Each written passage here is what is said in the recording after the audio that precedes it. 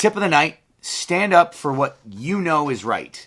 You know, you have to stand up. You have to trust your own knowledge of what's right and wrong. Because all of us, we know what's right and wrong. We do. We know when we're doing something wrong that it's wrong. You know, sure, there's the occasion where we don't expect things to turn out the way they did, and it creates a bad effect that we didn't know was going to get created. That happens. But in general, we know when we're doing something wrong. We try to avoid it. Sometimes we try to silence that little voice and say no, you know. And it's easier when all you have to do is nothing. To when it's a choice between doing nothing or doing something. Sometimes we go and doing nothing is wrong. Doing something is the right thing. Sometimes we go that route of doing nothing because it's easier, and you know we feel like. We feel like it's not a wrong thing. My dad always had this saying, and he called it a sin of omission. So there are sins that you can do and things that you do wrong, but then there are sins of omission, right? If you're religious, you call it whatever you want, a crime of omission. If you're not religious, you know, there are things that you can not do that harm other people. And this is what happened, right? This is Nazi Germany. People just watched. They didn't do anything. You know, not everybody was part of the third that was calling in and turning on, which, by the way, are our current polling numbers in the United States. Almost a little over a third would turn in their neighbor if they knew that they were not following shelter in place or these executive orders. That's where we're at currently. I mean, granted, the punishment is not good right now, but that's a scary thought, that a third of Americans would gladly turn you in right now. And that's disturbing. And the way they get away with that is there's a third who are us, right? We're the ones out there going, screw you, forget this, it's not right, I'm not following it, forget it. Well, and that should balance out, right? But then there's the other third. And that's the third in the middle. And they're the ones who just watch and do nothing. And because you have 2/3 now, one committing sin, one committing sin of omission, they're able to kill the other third, our third. That's how Nazi Germany went. 1/3 of the population sat and watched while 1/3 killed the other. So we have to be, and we have to push other people to be true to themselves, true to what's right and wrong. You can't just sit by and watch something bad happen. You have to get involved. If you see a cop doing something they shouldn't do, you need to get involved. You need to make them aware they're doing something wrong. It's not okay. Pull out that camera. Start filming that. Go support businesses who are opening. That is what we have to do. And without that, it is not a smart idea to just open up, you know, and just go at it. So that's my tip of the night. Stand up for what you know is right. Because you know it's right, and you know you have to stand up, and you know you should. People who didn't go to this protest on May 1st and, you know, are like, yeah, woo, thank you guys for doing it. You know, I mean, I'm glad you're cheering. Hopefully you at least spread the word. But if you did nothing and you just sat there on your couch doing nothing, then there's something wrong. You weren't standing up for what you knew was right. So yeah, you're the problem if you're one of those people. But tonight I want to talk about how we get into that situation. How does this even happen, right? So, and this goes at Maria's point about getting a movement going to get everybody to open up. And here's the trick, right? How does government control us? What do they use? They use two methods primarily. They use the gun. And that's the number one method, right? They have police officers with guns to enforce their rules and their regulations, and even the unconstitutional ones, the executive orders. They have guns behind them. That is what they do. Even with taxes, they file taxes. If you don't pay your taxes, what's the threat? Somebody with a gun is going to come and take you to jail. Or they're going to take a gun, or somebody with a gun is going to come to your house and force you to pay that money. Or somebody with a gun is going to come to your employer and force your employer to take it out of your paycheck. They're not necessarily going to draw it, and they don't have to. They're just going to have it. And so the guns are the number one way that they enforce these laws. That is the most known way. There's a lesser known way that is more insidious than the guns. Licenses. There was a great post that I put up on the Modern Day Revolutionary page. It was by a brilliant young man named Christopher who wrote most of it. I did a little bit of tweaking, but overall it was pretty much his baby. It was about licensing. So if you haven't read that, check it out. It's really good, but I'm going to get into that a little bit here. So first off, what is a license, right? A license is a permit from an authority to own or use something, do a particular thing, or carry on a trade, right? So it's somebody granting you authority to do something. Well, this is where it gets interesting, right? So when you talk about what government can do, we're talking about Section 8 of Article 1, I believe. Let me just double check. Yeah, Article 1, Section 8 of the United States Constitution. And I brought this up yesterday. The Congress shall have power to lay and collect taxes, duties, imposts, and excises, to pay the debts and provide for the common defense and general welfare of the United States. But all duties, imposts, and excises shall be uniform throughout the United States. It's a key part right there. Now, these are all big words, and I didn't know what half of them meant myself, so I looked them up. So the U.S. Treasury Department's internal trade system defines duty as a tax levied by a government on import and export of goods. Okay, so a duty is taxing imports and exports. Doesn't really apply too much.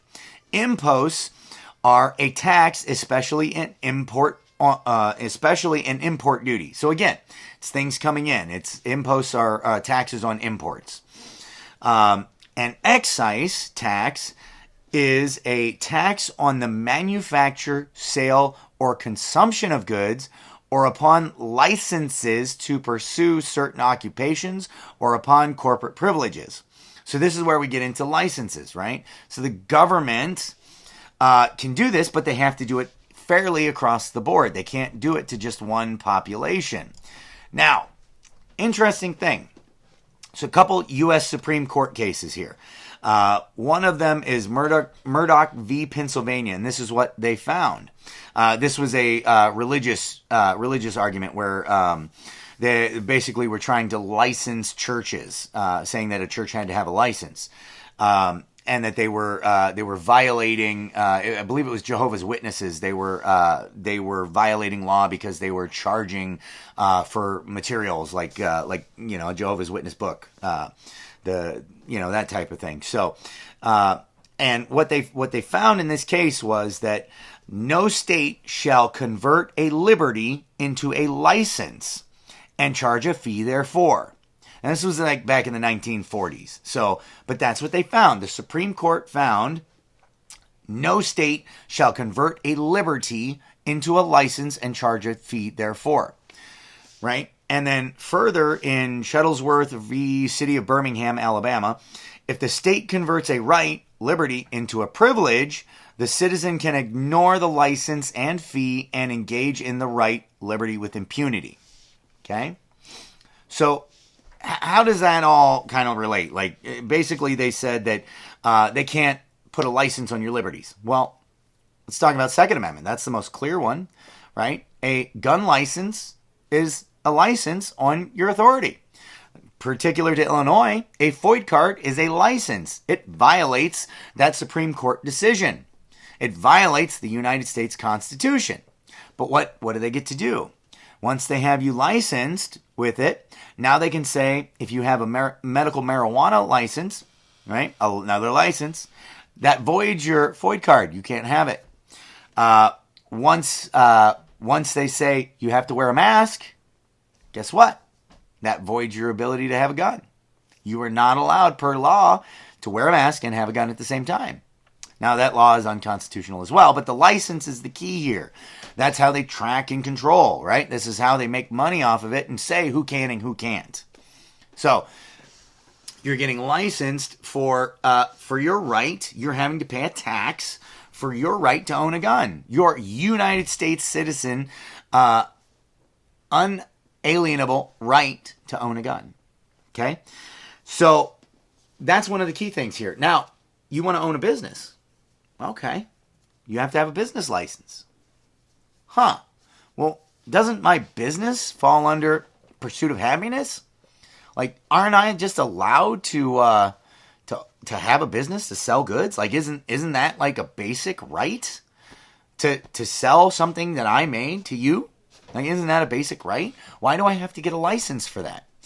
Again, it's a control mechanism. So this is where it gets ridiculous, right? So now you want to sell liquor, right? You want to be able to sell alcohol. You need to get a license. Okay. Now my father-in-law up near he's up in Wadsworth Zion area. He has a restaurant. He wants to open his restaurant and he wants to say, screw you. These are unconstitutional laws. You know what they can do? They can say, we're going to yank your license, your business license. We're going to yank your food license. We're going to yank your liquor license. You can't serve those things anymore. It's their control, right? This is how they control. It is through this mechanism. So the licensing, the entire licensing idea is unconstitutional to begin with, but it is a control mechanism that they have put in place and is one that we have ignored for far too long. To drive a car, really? You have to have a license? I get you need to be safe. I get you should be, but why should I have to do that? Why should I have to pay a tax in order to drive a car that is my God-given right? What? That makes no sense. Not when you think about it. Like, why does the government have interference in whether I can drive a car or not? I thought we were in a free country. What control? How are they going to teach me to be safe? How are they going to help me be safe? Like, really? They're not going to do that. That's not their job. That's not something they're good at, and that's obvious by the amount of car wrecks that we have per year. Just saying.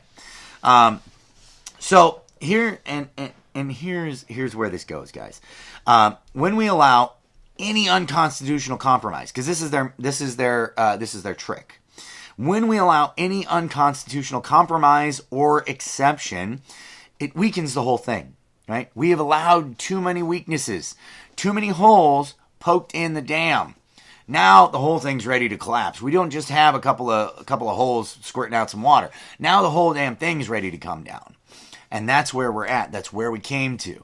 So we have to push back because their method is, right? It's 2 steps forward, 1 step back. That's how they do it. Maybe 3 steps forward, 1 step back. So they push too far. And then we give a little bit of pushback and then we compromise. Then they push a little bit further and then we compromise. And we just keep doing that until we have nothing left. And that's where we're at right now, is there's so little left now. They have so much control over us that we have nothing left. So we have to push back in the same direction. We cannot compromise. We cannot allow for exception anymore. We cannot stand down. We cannot give them any ground. Okay? That's where we're at. It has to be pushed back.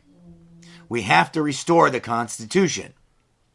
And if we don't do that, we're just going to keep getting it. And like California right now, Governor Newsom came out and said, oh, great, we're going to open a couple of counties. It's like releasing a couple of hostages. That's not the way you do it. You still have hostages. You know, I watched the reaction of some of the people out there in California, and they're so happy. It reminds me of some like SVU, Special Victims Unit. It reminds me on there when they show the scene of the chick who's just beaten bloody black and blue in the hospital, and the husband comes in and he says, "Oh baby, I won't beat you again. I love you. I'm so sorry. I lost control. I'm so sorry." And she goes, "Oh, it's okay, honey. I love you too. I'm glad you learned your lesson." That's where you guys are at. That's where we're all at. You're the beaten housewife who's just accepting this crap, and you're going to get beaten again. If we don't stand up and punch this fucker in the nuts and take him down and teach him we're willing to stand up for ourselves.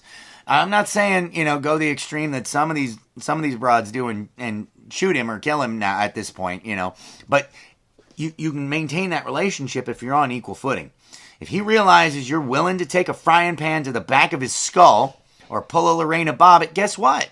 Just that knowledge alone handles it. And that's where we're at. We need to let them know we're willing to Lorena Bobbitt them if they don't back off. So that's the issue. We cannot give up any ground anymore, okay? And that's why these 3 events are planned. They are going after the biggest bullies. California, Sacramento, Chicago, Illinois. I did that one backwards. Sacramento, California, Chicago, Illinois, Trenton, New Jersey. Those are the biggest bullies right now. Now I know Oregon's being a jerk, Cuomo's being a jerk up there. Pennsylvania sucks too. But here's the thing: if we strike those 3 biggest bullies, one in each area, Midwest, and then each of the coasts, the other guys are going to back down because they're going to be afraid of us. Because our next statement is, if you don't back down, we're coming for you next. And we're not going to be as peaceful. So that's our message. We're going to start forcing this issue. Again, this is not a pick a fight event, but we are not backing down from one either. So spread the word. We as Americans have to make this message heard. And at this point, it's starting to get into the realm of we need to be more forceful with it. So that is where we are going. Now, as far as all this goes, they know that the slight little compromises, the re-granting of permission for your rights, is what is going to calm everybody down. We saw it happen. That's why we had bad turnout in a couple of areas, because they were just backing off a little bit. And it's okay. It's okay. I won't hit you. I won't hit you again.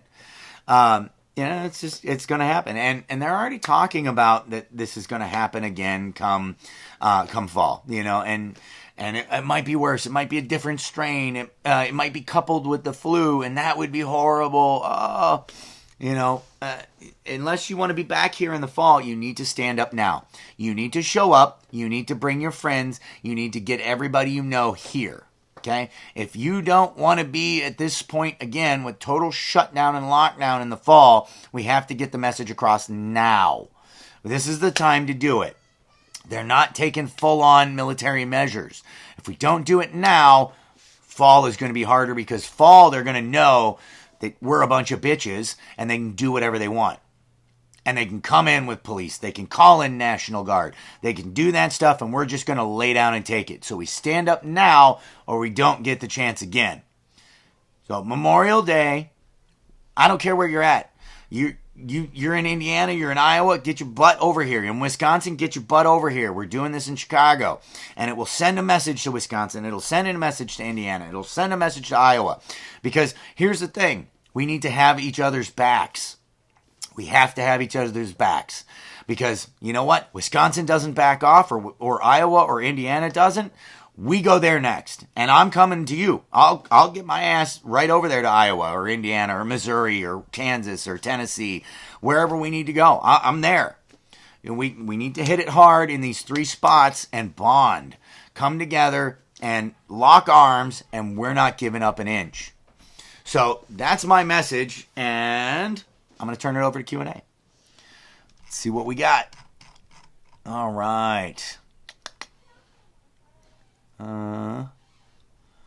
Corey missed last night. Me and fiance bought a camper and was towing it home. Nice. That's a good place to get the hell out of here. Hey, forget a bag. You got a whole camper. You can just set it up. All right. Let's see.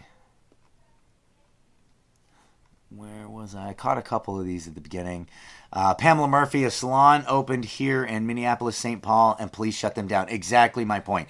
Now, and that's an important thing is, when that happens, we need the people in that area need to know who it is, so we can start going there and protecting them and keeping that from happening. Have your cell phones out when they're open.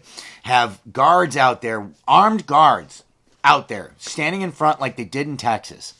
That is how we need to do this. And we need to be a community. We need to be tight-knit in our neighborhoods and in our cities. We have to be tighter than they are. We have to be better organized. We have to be stronger, because the cops ain't going to come down there with 20 fucking people. They're not going to do it. They're not going to show up with 20 people at a salon. And if they do, they're going to look even worse. And the people with the cameras record that crap and post it.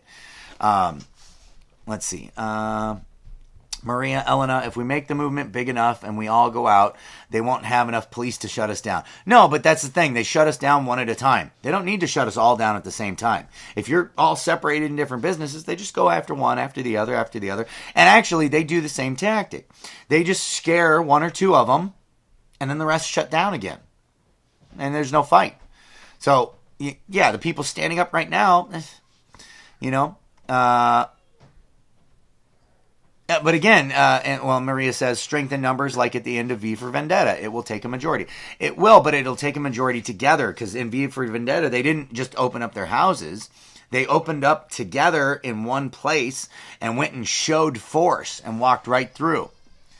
They were willing to get shot down. That is the stand. They were not backing down. They were taking their government. Now, they also had the benefit of some mystical figure who, took out all the really evil guys.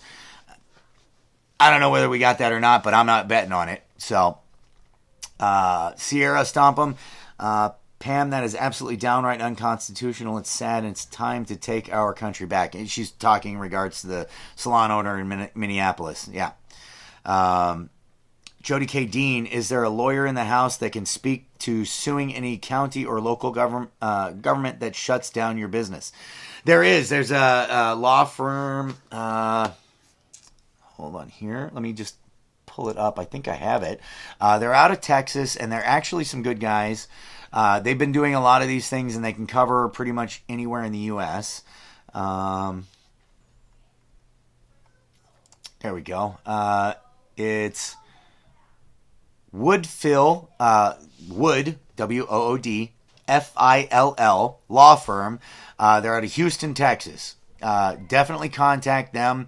I'll post some information there, but I talked to one of the guys there. They are going after, and they cover nationally. So they are going after a lot of this stuff when it happens. They need somebody to have been damaged, like the salon owner, getting arrested, that type of thing.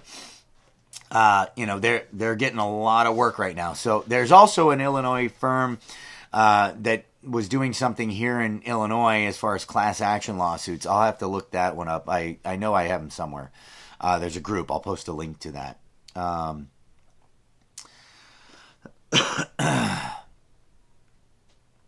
Timmy Downs, I found out salons are open in Flowood and Ridgeland, Mississippi.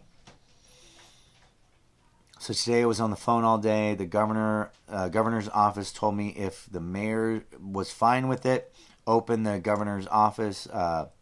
With it open, that the governor's office would not enforce the order. It's up to the mayor's office. So the mayor's office, which I am dealing with, is 3.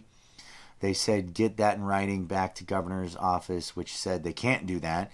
At the end of the day, one mayor told me he was with me 100%, but if he said yes, his city could lose state funding. Right. So the governors had federal funding and the mayors have state funding. Neither wants to lose. Right. So, and that's the thing, right? So a lot of these mayors are stuck in a horrible position where if they don't follow along, they're going to end up screwing all of the people that they're there to represent and protect. And they don't want to do that because this asshole jelly bean, Prickster, he's going to do the same thing. Any mayor who stands up against him, he's going to cut off funding to them. And he's going to really stick it to them for as long as he's in office. So, it's also an important thing that we need to do the recall measures. We need to do all of that stuff and get his ass out of office and get somebody in there who has a brain, who understands the Constitution. So, like Pritzker now is talking about he's not going to release the lockdowns until there's a vaccine. He's going that way. And, it's messed up. Nicole Ferguson, that's the problem my husband has. He is the mayor in the town we live in. He wants to be more involved in this, but is afraid of long-term ramifications. Right. And it's not for him. I doubt he really cares what kind of ramifications are personally going to come on him. He's concerned what kind of ramifications are going to come to the entire city. Right? Because that's the thing. He's like the middleman there with all of the funding that comes down for the citizens in that city. And if he pisses somebody off, it doesn't just affect him. It affects everybody there. And he doesn't want to piss off or screw over the people that he's representing. Unfortunately for him, his wife is more outspoken and and thank God for us, she is. Nicole, also, I fall back on my constitutional right to keep and bear arms instead of this BS FOID card. Exactly. And that's what it should be. The FOID card is a violation of the Constitution. Corey, a driver's license violates the Constitution, as Constitution says every citizen has right to travel public roads freely. Exactly. Yep, Sierra, stomp them, throwing us breadcrumbs. That is the tactic, right? Brandy Horst, yes, we're still hostages. Yes. Nicole Ferguson, can we call in Carol Baskins? All right.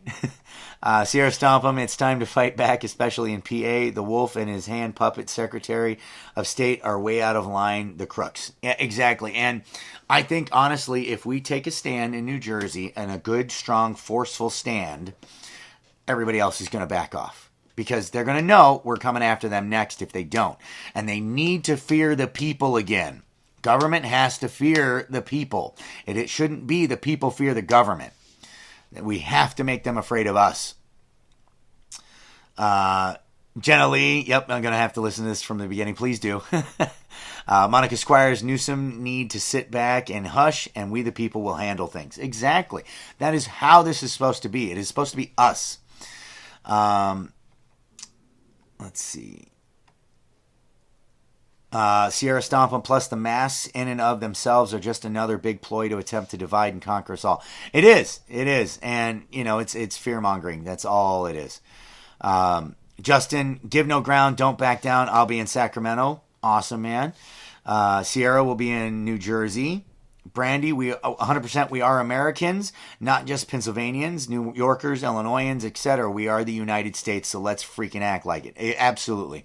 And again, like I was talking about, for May 1, there are no divisional lines. These state lines are divisional lines. And they're going to try to spin that, New Jersey can't stand up for itself. New Jersey needs to have a massive showing itself. New Jersey has to. But New York needs to come down there. Pennsylvania needs to come up.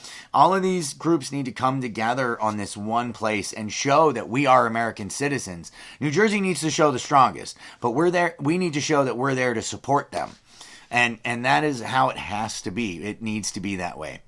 Maria Elena, do you know what happened to the Oath Keepers organization? Not specifically what you might be talking about. I know that they are around, but there might be something more specific you're mentioning. Pamela Murphy, Governor Walz is keeping shelter in place until May 18th now. Yeah, and that's Minnesota. That's that's one of the issues in doing this, right? So a week after that, we're gonna put this show on, right? We're gonna have a tea party, and it's gonna be our last sounding bell. It's gonna be our last message of peace in any way, and it's gonna be known at that point that we are willing to continue to step this up to the appropriate point in which they listen to us, and hopefully it doesn't need to go that far, but the next one, if your Governor Walz decides to extend past that into June sometime or something like that, they're going to understand we're coming for them, and they will back down. And that's why we need to make this point so clear. And why Minnesota needs to get their butts over here. Get over here for this one, because we will be there for you. Just because it's, the Bears and the Vikings don't get along, and we kind of hate each other. Same with Green Bay. That has nothing to do with it right now. None of us gets to go to a game right now. So we need to come together and fight this thing together. Pamela Murphy, I'm ready and willing. Awesome. Monica Squires, they suspended our business license. Well, I guess they ain't going to get tax revenue from us. Hey, yeah, see, that's what I'm talking about. That's what they do. They suspend the licenses. It's sick. And you guys actually had the cops on your side trying to get rid of those assholes. And they still did it anyway. So, you know what? I say, as long as you have the support of people there watching your back, the police on your side, just keep doing business and screw them. They just don't get the tax money, bottom line. Brandy Horst, I'm brainstorming to set up a Freedom's Defense Fund. Anybody with ideas or connections, hit me up. We could help mitigate the financial legal risks for those businesses who want to open but feel intimidated. Just need help setting it up. Actually, Brandy, call that law firm that I mentioned earlier. A lot of their work that they're doing, from what I understand, and I might be wrong on this, but a lot of the work that they're doing, from what I understand, is pro bono. So, and filing lawsuits and filing, stuff, temporary restraining orders, stuff like that. So,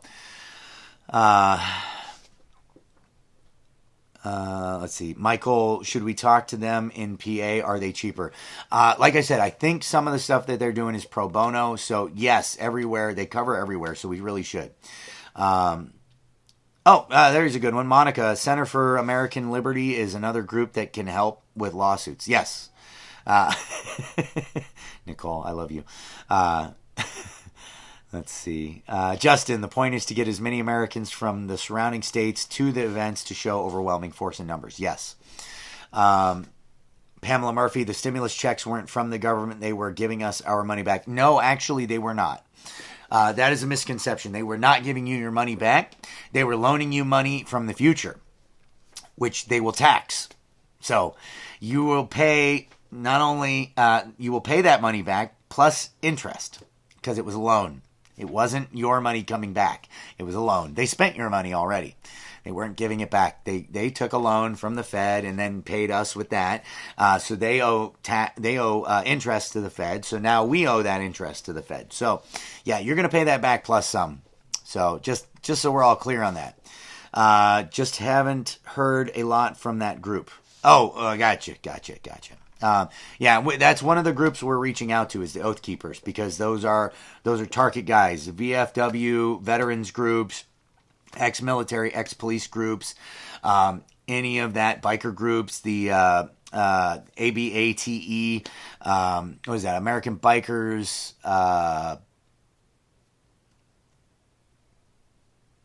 I forget what it is, but they're an education group. They're a bikers' rights group. I forget what the acronym is, but ABATE. I think it's pronounced ABATE. But yeah, they're another group we're looking to reach out to. Any of those Second Rights Amendment groups. Definitely the medical freedom fighters as well. Just cautioning, this is not a...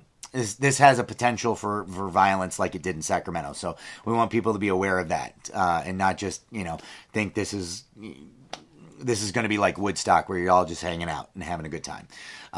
This potentially could turn to violence, not on our part, but, depending on how far police want it. And we're not backing down from it at this one. So Pamela Murphy, I'll try to get Memorial Day off work so I can go to Chicago. Awesome.